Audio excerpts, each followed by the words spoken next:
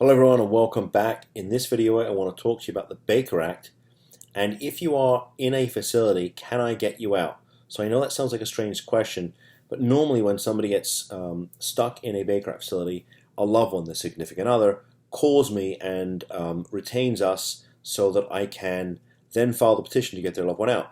And the reason that happens is because their loved one doesn't have access to email or the phone or any way to contact me. Now occasionally I'll get a call from somebody who's still in a hospital, or maybe they're even in a facility, but they haven't actually sort of been secured yet, and so they still have access to a phone.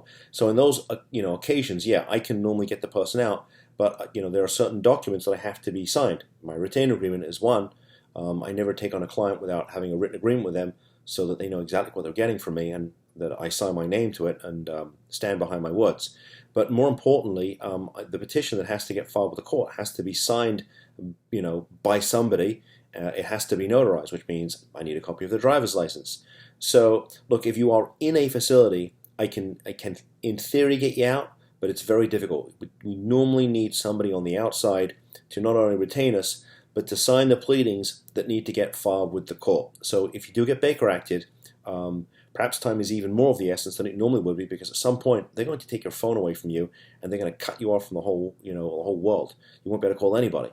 So with that said, great question, and I appreciate the individual that called me who was in a hospital and had been there for just a couple hours and had already been told they were being Baker Acted, even though it didn't appear they met criteria.